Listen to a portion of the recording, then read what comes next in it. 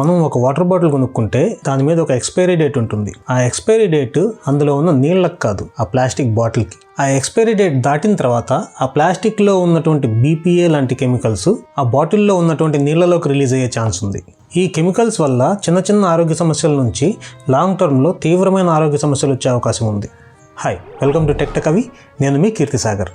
ఈ plastic bottles వాడడం వల్ల ఏ సమస్యలు వచ్చే అవకాశం ఉంది, వీటిని ఎలా వాడకూడదు, మరి దీనికి పరిష్కారం ఏంటి, లాంటి ఎన్నో విషయాలు ఈ వీడియోలో చాలా డీటెయిల్గా ఎక్స్ప్లెయిన్ చేస్తాను. ఇందులో చాలా యూజ్ఫుల్ ఇన్ఫర్మేషన్ అయితే ఉంటుంది, కాబట్టి ముందుగా మన ఛానల్కి అయితే సబ్స్క్రైబ్ చేసుకోండి. ఈ విషయాలన్నీ నా సొంత తెలివితేటలతో నేను చెప్తున్నాను కాదు.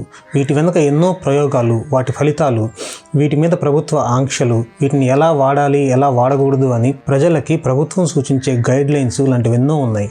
అలాంటి ఒక డాక్యుమెంట్ని కింద డిస్క్రిప్షన్లో ప్రొవైడ్ చేస్తున్నాను. ఇంట్రెస్ట్ ఉన్న వాళ్ళు ఒకసారి చెక్ చేయండి.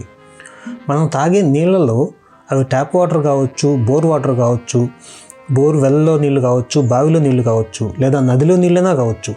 వీటిలో ఏ నీళ్ళలోనైనా సరే న్యాచురల్గా కొన్ని మినరల్స్ ఉంటాయి. ఇవి మన శరీరానికి అవసరం. ఈ మినరల్స్ కోసం మనం ఏం చేయాల్సిన అవసరం లేదు. జస్ట్ మంచినీళ్ళు తాగితే చాలు. కంపెనీలు ఈ నీళ్ళని ప్యాకేజ్ చేసి మనకు అమ్మేటప్పుడు వీటిలో ఉన్న క్రిముల్ని, డస్ట్ పార్టికల్స్ని రిమూవ్ చేయడానికి ఈ నీళ్ళని ఫిల్టర్ చేస్తాయి.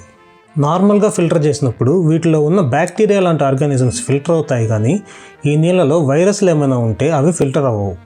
కాబట్టి ఈ వైరస్ని రిమూవ్ చేయడానికి ఇంకా తీవ్రమైన ఫిల్టరింగ్ ప్రాసెస్ని ఫాలో అవుతారు. ఈ ప్రాసెస్లో వైరస్తో పాటు ఆ నీళ్ళలో ఉన్న మినరల్స్ కూడా ఫిల్టర్ అయిపోతాయి. చివరికి ఎటువంటి వాల్యూ లేని వాటర్ మాత్రం మిగులుతుంది. ఇవి ఎప్పుడైనా ఒకసారి దాహం తీర్చుకోవడానికి తాగొచ్చు, కానీ రెగ్యులర్గా ఈ మినరల్స్ లేని నీళ్ళని తాగితే మన శరీరానికి అవసరమైన మినరల్స్ అందక త్వరలోనే ఏదో ఒక ఆరోగ్య సమస్యలు వచ్చే అవకాశం ఉంటుంది. అందుకని కంపెనీలు ఈ నీళ్ళలో తిరిగి తగిన మోతాదులో మినరల్స్ యాడ్ చేసి మినరల్ వాటర్ అని చెప్పి అమ్ముతుంటారు.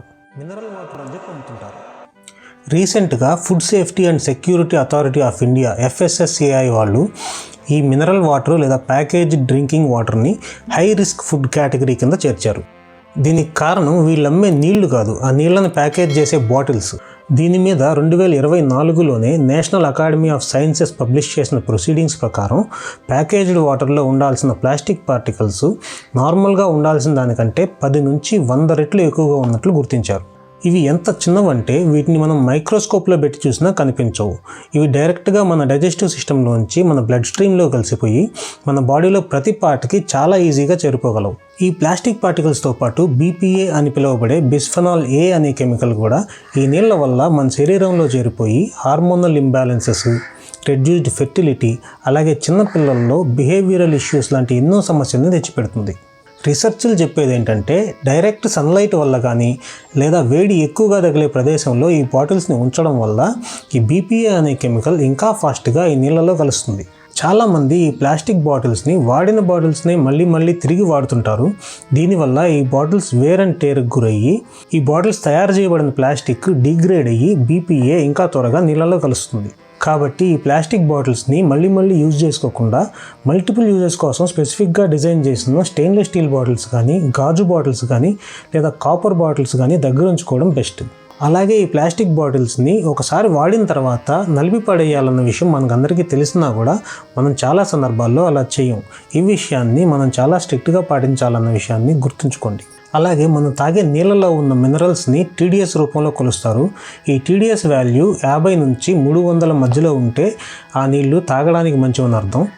మనం కొనే మినరల్ వాటర్ బాటిల్స్లో TDS వాల్యూ 50 నుంచి 100 మధ్యలో ఉంటుంది. ఇవి తాగడానికి సరిపోతాయి.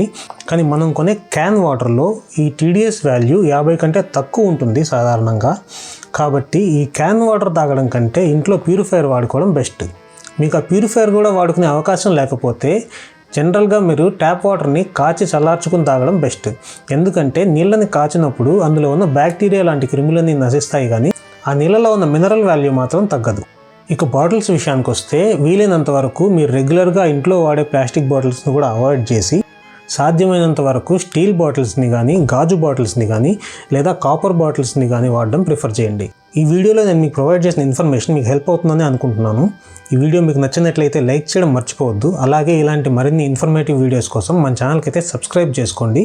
నెక్స్ట్ ఇంకొక మంచి వీడియోలో కలుసుకుందాం. అంతవరకు సెలవు. బై.